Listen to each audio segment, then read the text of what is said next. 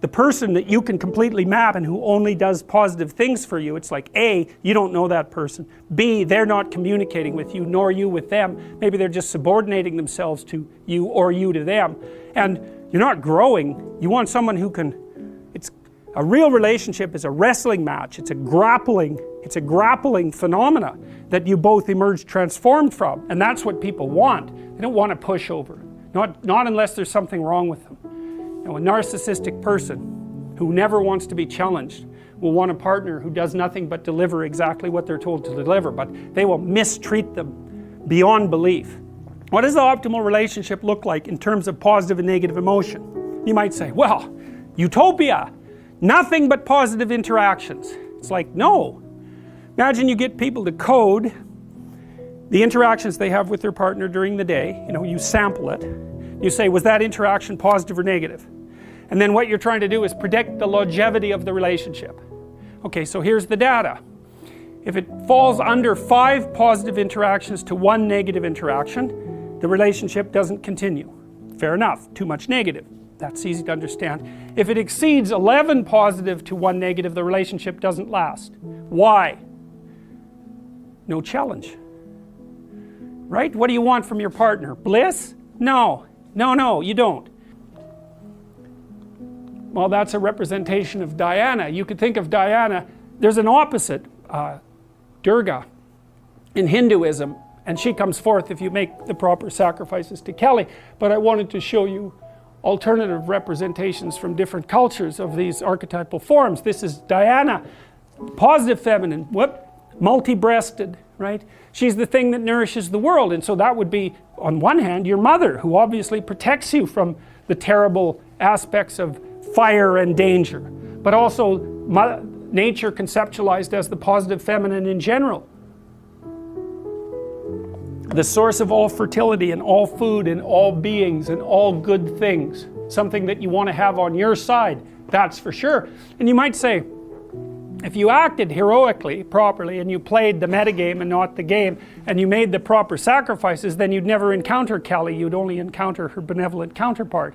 And so then you might say, well, does she even exist then? And that's something that's very interesting, is because the degree to which the terrible part of the world manifests itself in your life is proportionate to how insufficient you are.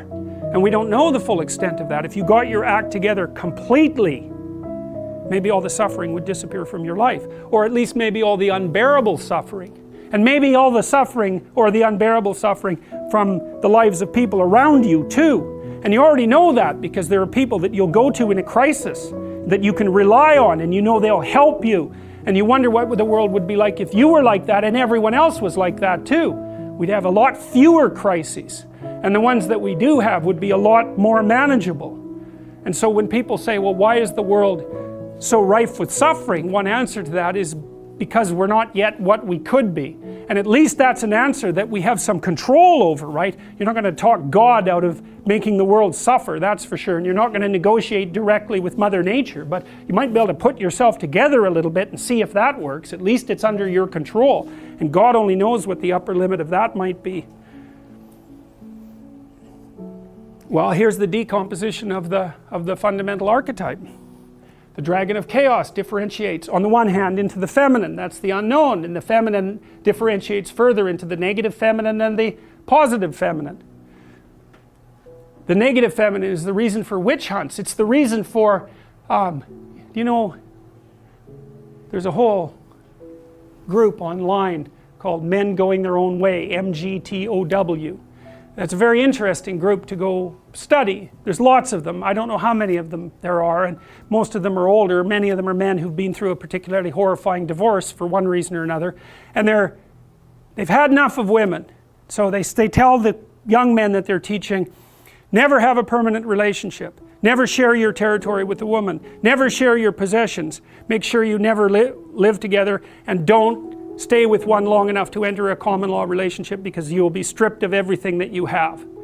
Well, that's a hell of a thing to be telling people, but what's happened is that the female has been manifested in their life only as the negative archetype, and they've got that confused with all women. And that's partly, you know, you got to ask yourself, if you know the mythological stories, maybe if you made the right sacrifices you wouldn't have so much trouble with women. I can make dinner, I can take care of my family, I can undertake this job at work. That makes me a decent father. That's part of being a good being a good person. The question is, what's at the pinnacle of that, at the upper end of the abstraction hierarchy, because these things should be organized all the way up into a complete hierarchy. What does it mean to be a good person? Well, it means, we've walked through it, it means you win the set of games, you go out into the world and explore, and you bring back what you've found, and you build yourself out of it, and you share it with other people.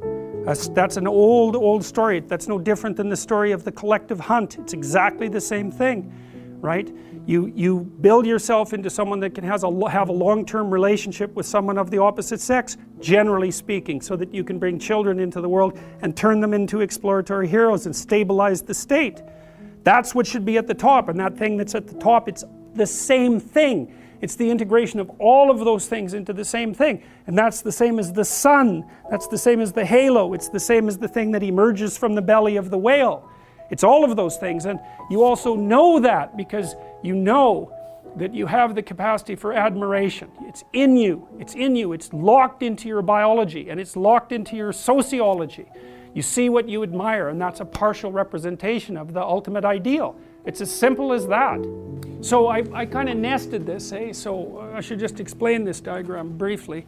So it was a map I tried to make in some sense of my own identity. I mean, just using myself as an example of someone typically situated in society. So, you know, I have this role, which is kind of a high resolution role. I'm a father and a husband, and I also run a business, and so the father and husband thing is sort of nested inside of that because it's dependent on my economic success to some degree.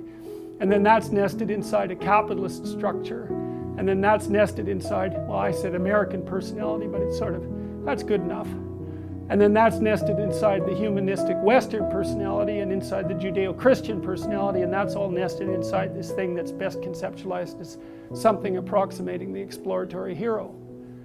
And so that's a value structure that's, and you know, you can differentiate that to a much higher level than father and husband, and we did that when we decomposed things right down to, you know, their motor actions. And you want what you want, and this is, I think, there's something that's transcendent about this. You want all those things stacked up so they're all operating properly at the same time, all the way up and all the way down. And I don't even know how far down means. Like, if you get all those things together, your physiology be organized and oriented properly too. Oh, you know, and that means your organs work properly and the micro elements of them work properly and all the way down. And then if everything is organized like that too, the society starts to work. Everything starts to organize itself along a horizontal axis where each level of the structure supports every other level. And you can feel that, I believe. That's what you feel when you're engaged in doing something meaningful. You can feel those things coming together.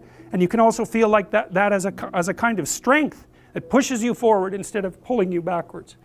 So, and I think that our nervous systems are very sophisticated, and they orient us in time and space, and they can tell us when they're in the right place at the right time. And people love that. And I think you experience that when you're deeply engaged in music as well. It puts you there momentarily, right? Say you're in a cathedral and you're listening to some remarkable music. If the light pouring in, you're in trees, because that's what a cathedral is. That's what the arches is. It's light coming through the trees. That's what's represented in the stones. You're in there, you're looking at the light. It's pouring down at you. You're at the center of the world, and there's a great piece of music playing. And it's an indication that everything is stacking up along this one pole. That's what it's supposed to produce. That produces a religious experience if it works properly. You know that. You go to rock concerts, you go listen to music. So what the hell do you think you're doing there if you're not having a quasi-religious experience? You think you'd go otherwise?